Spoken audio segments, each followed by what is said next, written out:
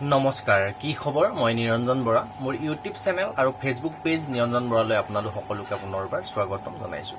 Indian army Agniveer 2026 বৰ্ষৰ GD, tradesmen 8 পাছ আৰু 10 পাছ, clerk, nursing assistant, technical যিমানখিনি পোষ্টৰ বাবে অনলাইন এপ্লাই চলিছিলে তাৰ CEE কমন এণ্ট্ৰেন্স এক্সামৰ যিহেতু ৰিজাল্ট আহিলে, যিসকল কেণ্ডিডেট পাছ কৰিলে তেওঁলোকে এতিয়া next step physical test, document verification আৰু মেডিকেল টেষ্ট দিব লাগিব। ইতিমধ্যে যেতিয়া অনলাইন এপ্লাই চলিছিলে তেতিয়া মই প্ৰতিটো টপিক ৱাইজ ভিডিঅ' বনাই থোৱা আছে। আপোনালোকে যদি এতিয়াও চোৱা নাই, আপুনি ইউটিউবত চাৰ্চ কৰক Niranjan Bora Indian army Agniveer. Document related চাবলগীয়া হ'লে ডকুমেণ্ট বুলি মাৰিব, যিটো ফিজিকেল টেষ্ট ৰিলেটেড বুলি জানিব বিচাৰিলে ফিজিকেল টেষ্ট ৰিলেটেড বুলি মাৰিলে হ'ল। ৰানিং বুলি মাৰি দিলে আপোনাৰ প্ৰতিটো ভিডিঅ' আহি যাব। কিন্তু এইটো ভিডিঅ'ত কেইখনমান ইম্পৰ্টেণ্ট ডকুমেণ্ট যেনে আনমেৰিড চাৰ্টিফিকেট, 2 নম্বৰ হ'ল কেৰেক্টাৰ চাৰ্টিফিকেট, 3 নম্বৰ হ'ল পুলিচ ভেৰিফিকেশ্যন চাৰ্টিফিকেট আৰু 4 নম্বৰ হ'ল এফিডেভিট। ইণ্ডিয়ান আৰ্মি অগ্নিবীৰত যেতিয়া আপুনি ৰেলী দিবলৈ যাব, ৰানিং কৰিবলৈ যাব, এইকেইখন ডকুমেণ্ট কিন্তু মষ্ট ইম্পৰ্টেণ্ট। আপোনালোকৰ PDF কেইটা মই নিজে দি দিম, ভিডিঅ'টো শেষলৈকে চাব আৰু কেনেদৰে ফিলআপ কৰিব লাগিব সেইটো কথাও মই কৈ দিম। ভিডিঅ'টো শেষলৈকে চাব। আৰু যিসকলে এতিয়াও নাজানে এইকেইটা কথা, আপুনি যদি এক্সাম পাছ কৰিছে, আগত যদি পাছ কৰিছে, আপুনি ফাইনেল মেৰিটত যদি আউট হৈছে তেতিয়াতো জানিবই কি কি ডকুমেণ্ট লাগে, বা যিসকলে আগৰ পৰা মোৰ ভিডিঅ' চাই থাকে তেওঁলোকে জানে। আৰু যিসকলে বহুতে এতিয়াও মোক মেছেজ কৰি সুধি আছে বা কমেণ্ট কৰি সুধি আছে, কেৰেক্টাৰ চাৰ্টিফিকেট ক'ত পাম, আনমেৰিড চাৰ্টিফিকেট ক'ত পাম, এফিডেভিট ক'ত পাম, গোটেইখিনি কথা বুজাই দিম। ভিডিঅ'টো শেষলৈকে চাব।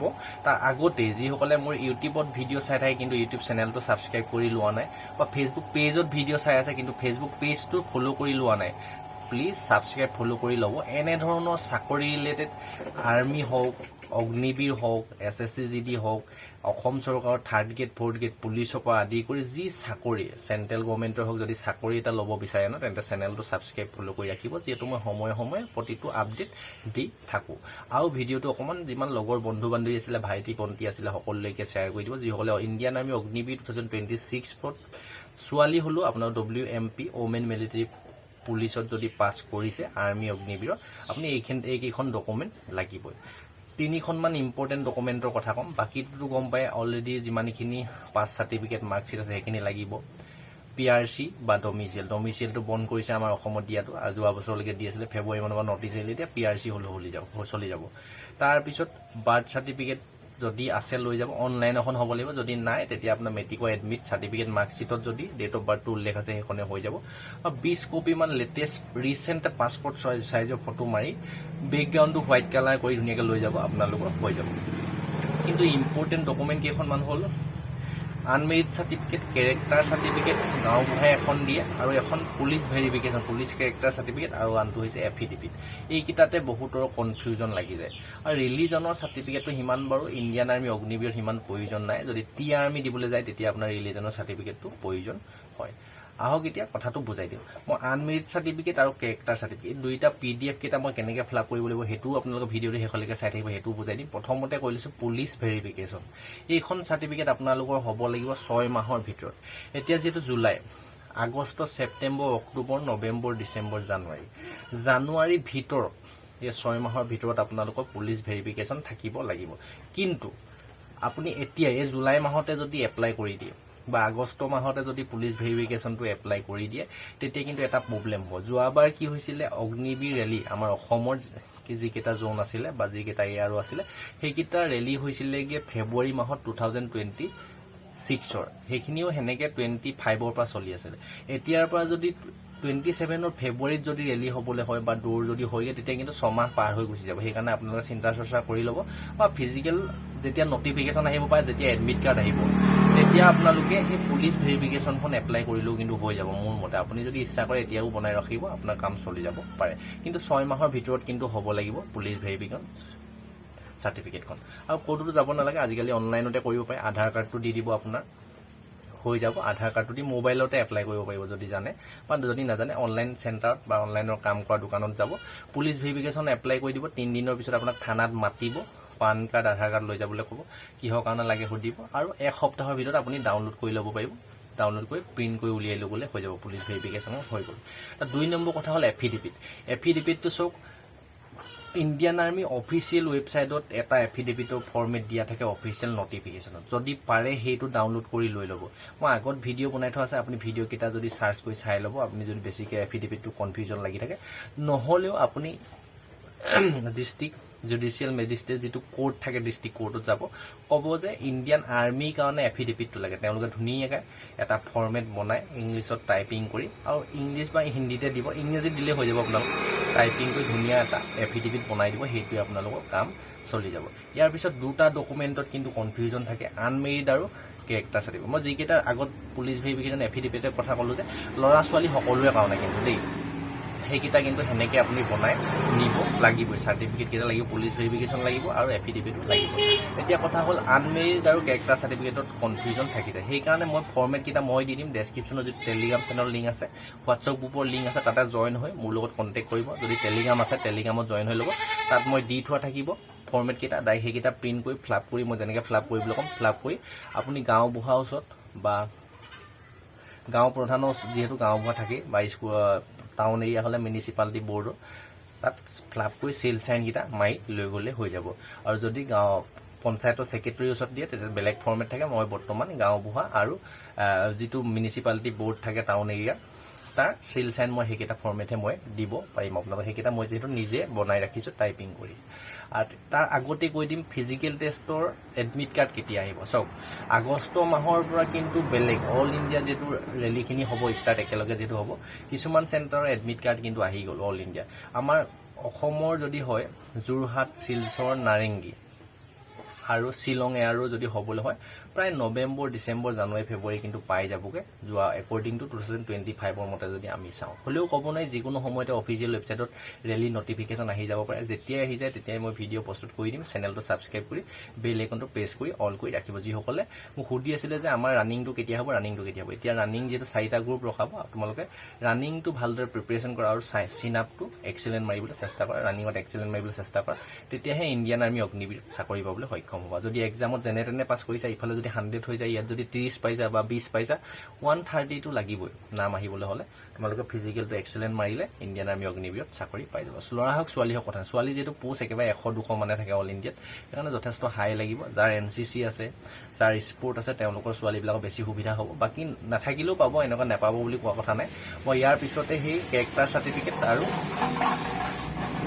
আনমেৰিড চাৰ্টিফিকেটৰ ফৰ্মেটকেইটা কেনেকৈ ফিল আপ কৰিবলৈ সেইটো দেখাই দিম ভিডিঅ'টো সেইফালেকে চাই থাকক আৰু লগতে মই কৈছোঁ NCC স্পৰ্ট যি চাৰ্টিফিকেট আছে চব লগত লৈ যাবলৈ অৰিজিনেল লৈ যাব প্ৰতিটো ডকুমেণ্টৰ আৰু জেৰক্স কপি মিনিমাম 2 কপিকে লগত লৈ গ'লে হৈ যাব আৰু যোৱাকালি মই এটা LSRC লাডাখ স্কাউট ৰেজিমেণ্টৰ অপেন ৰেলী হ'ব তাত লোকেশ্যনটো বহুতো সুধি আছিল সেই ভিডিঅ'টো গৈ চাই ল'বা সেইটো লাডাখত গ'লে হ'ল লাডাখ স্কাউট ৰেজিমেণ্টেল চেণ্টাৰ এটাই আছে তাতে অপেন ৰেলী হ'ব অল ইণ্ডিয়া ল'ৰা তাত ৰানিং কৰিবলৈ যাব পাৰে ছোৱালী নহয় অনলি ট্ৰেডমেনৰ পোষ্টৰ কাৰণে GD কাৰণে জম্মু কাশ্মীৰ আৰু লাডাখৰ ল'ৰাইহে দৌৰ মাৰিব পাৰে বাকী ইয়াত কোনো ধৰণৰ অনলাইন এপ্লাই অফলাইন এপ্লাই কৰিব নালাগে লাডাখ স্কাউট ৰেজিমেণ্টত দৌৰ মাৰিবলৈ গ'লে ডাইৰেক্ট ডকুমেণ্টখিনি লৈ ডাইৰেক্ট যদি তোমালোকে যাব বিচাৰা ইণ্ডিয়ান আৰ্মিত যোৱা যদি পুৰা যুঁজ আছে ন এপ্লাই নকৰাকৈ আৰু বহুত কম কেণ্ডিডেট হয় তাত চাকৰি পোৱাৰ চান্সটো বেছি থাকে এতিয়া মই কেৰেক্টাৰ চাৰ্টিফিকেট আৰু আনমেৰিড চাৰ্টিফিকেটকেইটা কেনেকৈ ফিল আপ কৰিব লাগিব PDF কেইটা কৈছোঁ ডেছক্ৰিপশ্যনত টেলিগ্ৰাম চেনেলত পাই যাব টেলিগ্ৰাম চেনেল জইন হ'ব বা হোৱাটছআপ গ্ৰুপত জইন হৈ মোক পাৰ্চনেলিও যদি মেছেজ কৰে মই PDF কেইটা হোৱাটছআপত চেণ্ড কৰি দিম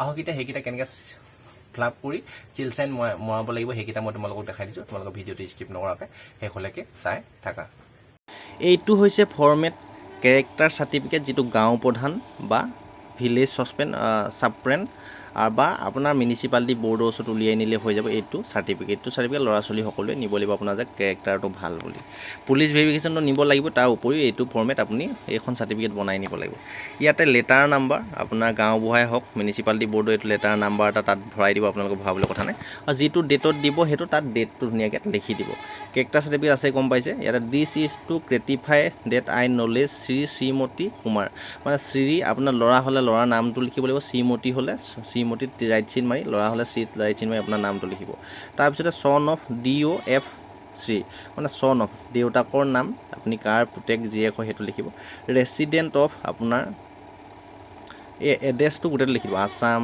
village district post office pincode গোটেইটো লিখি ফৰ দ্য লাষ্ট ডেষ্ট ইয়েৰ তোমাৰ বয়সটো কিমান হৈছে সিমান বয়সৰ পৰা যে গাঁওবুঢ়াজনে চিনি পায়তো বয়সটো ইয়াত ভৰাই দিব লাগিব তাৰপিছত শ্ৰীমতী ডেট বিয়ৰ্ছ গুড মৰেল কেইটা তাৰপৰা ইয়াত বয়সটো ভৰাই আকৌ তোমাৰ নামটো লিখি ইয়াত গুড মৰেল কেৰেক্টাৰ এইখিনি অলৰেডি ভৰাই থোৱা আছে। তাৰপিছত ডেট প্লেচটো লিখি দিব, তোমাৰ ডিষ্ট্ৰিক্টখনৰ নামটো লিখিব আৰু যিটো ডেটত দিব চাৰ্টিফিকেটখন সেই ডেটটো ইয়াত লিখিব লাগিব। তাৰপৰা ছিগনেচাৰ অফ গাঁও প্ৰধান বা মিউনিচিপালিটি বৰ্ড যি হয় ইয়াত চিল চাইনটো মাৰি ছিগনেচাৰ মাৰি দিলে হৈ যাব।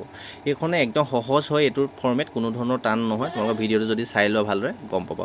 আৰু এই চাৰ্টিফিকেটখন কিন্তু মিনিমাম 3 মাহলৈকেহে কাম কৰে। কেৰেক্টাৰ চাৰ্টিফিকেট গাঁওবুঢ়াই যিহেতু দিয়ে, তোমালোকে এডমিট কাৰ্ড অহাৰ পিছত ফটাফট বনাই ল'লেও হৈ যাব। যিহেতু কোনো অনলাইনৰ কাম নাই ইয়াত। এডমিট কাৰ্ড যেতিয়া আহিব তাৰ পিছতহে এইটো চাৰ্টিফিকেট স্ক্ৰীনশ্বট মাৰি ল'লেও পাৰিবা বা ডেছক্ৰিপশ্যনৰ টেলিগ্ৰাম চেনেলতো পাই যাবা জইন হৈ ল'লে, বা হোৱাটছআপ গ্ৰুপত জইন হ'লে এইখন যদি মোক পাৰ্চনেলি বিচৰা মই এইটো চাৰ্টিফিকেট ফৰ্মেট দি দিম। তাৰপিছত আহিলে আনমেৰিড। এইটো কিন্তু ল'ৰা ছোৱালী সকলোৰে কাৰণে লাগিব, যিহেতু ইণ্ডিয়ান আৰ্মি অগ্নিবীৰত বিয়া নপতা ল'ৰা ছোৱালীহে লয়। এনেকৈ এইটো ফৰ্মেট স্ক্ৰীনশ্বটটো মাৰি ল'বা প্ৰথমতে, বা তুমি PDFটো স্ক্ৰীনশ্বট মাৰি ল'লে হ'ল। প্ৰিণ্ট কৰিলোঁ, কেনেকৈ ফিল আপ কৰিব এইটো দেখাই আছোঁ। This is the state date mister, তোমাৰ নিজৰ নামটো ল'ৰা হওক ছোৱালী হওক, ছোৱালী হ'লে মিছ দি দিব এইটো। তাৰপৰা চন অফ দেউতাকৰ নামটো, permanently resident at the under maintain address, তোমাৰ এড্ৰেছটো লিখিবলৈ village, post office, police station, tehsil মানে হ'ল তোমাৰ মৌজা বা মহকুমা, মানে তোমাৰ ডিষ্ট্ৰিক্টখনৰ নাম লিখি দিলেও ইয়াত হৈ যাব।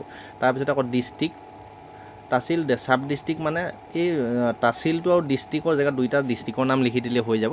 তাৰপৰা ষ্টেটটো তোমাৰ যিটো আছাম লিখি দিবা, পিনক'ড তোমাৰ যিটো সেইটো লিখি দিবা। লিখি পেলাই ইয়াত latest passport size photograph of the candidate duly attested by village চফৰেঞ্চ, মানে ইয়াতে ফটোখন লগাই গাঁওবুঢ়াই তাত বা মিউনিচিপালিটি বৰ্ডে চিল চাইন মাৰি দিবলৈ ফটোখনৰ ওপৰত। তাৰপৰা আই নলেজ মিষ্টাৰ, তোমাৰ নিজৰ নামটো হ'ব, চন অফ তোমাৰ দেউতাকৰ নামটো, very well he bears of good moral character is unmarried till date, মানে তোমাৰ যে বিয়া নপতা হয় বুলি এইটো তোমাৰ নিজৰ নামটো লিখি দিবা। বাকীখিনি চব মই লিখাই আছে, আৰু তলত তোমাৰ দেউতাকৰ নাম লিখিবা। প্লেচটো তোমাৰ ডিষ্ট্ৰিক্টটোৰ নাম দি দিবা। ইয়াত ছিগনেচাৰ অফ গ্ৰাম প্ৰধান, ভিলেজ চফৰেন, ৱাৰ্ড মেম্বাৰ, আপোনাৰ যোন হয় এইকেইটা যোনে মাৰে চিল চাইনটো ইয়াত ধুনীয়াকৈ মাৰি দিলে হৈ যাব। ইয়াতে ফটোখন কিন্তু লগাব লাগিব, আনমেৰিড কেৰেক্টাৰ চাৰ্টিফিকেট। ইয়াতো কিন্তু ফটো লগোৱা জেগাত থাকি গ'ল। ইয়াত এই কেৰেক্টাৰ চাৰ্টিফিকেটৰ ছাইডতে তোমাৰ ৰিচেণ্ট পাছপৰ্ট চাইজ এখন ফটো ইয়াতে লগাই তোমাৰ গাঁওবুঢ়াৰ ওচৰত বা ৱাৰ্ড মেম্বাৰৰ ওচৰত বা মিউনিচিপালিটি বৰ্ডৰ য'ত বনোৱা তাতে চিল চাইনটো মাৰি ল'লে হৈ যাব। এই দুখন ডকুমেণ্ট ইম্পৰ্টেণ্ট, নিবই লাগিব। তাৰ উপৰিও যিখিনি পুলিচ ভেৰিফিকেশ্যনৰ কথা কৈছোঁ, তাৰপিছত এফিডেভিটৰ কথা কৈছোঁ, সেইকেইখনো নিব লাগিব। এইকেইখন বেছি ইম্পৰ্টেণ্ট, সেইকাৰণে মই ভিডিঅ' বনাই দিলোঁ। যিসকলে ফিল আপ কৰিব নাজানে বা গাঁওবুঢ়াই খেলি মেলি কৰি দিয়ে, তেওঁলোকে ধুনীয়াকৈ নিজৰ মতে মই যি মতে কৈছোঁ সেইমতে ফিল আপ কৰি নিলে তোমালোকৰ কোনো ধৰণৰ অসুবিধা নহয়। ভিডিঅ'টো অকণমান শ্বেয়াৰ কৰি দিবা, আৰু যদি ইণ্ডিয়ান আৰ্মি অগ্নিবীৰ বেলেগ কিবা ডকুমেণ্টৰ বিষয়ে যদি জানিবলগীয়া থাকে তলত কমেণ্ট কৰিবা, নেক্সট মই ভিডিঅ' আকাৰে লৈ আহিম। ভিডিঅ'টো অকণমান শ্বেয়াৰ কৰি দিবা সকলো বন্ধু বান্ধৱীলৈ। ধন্যবাদ।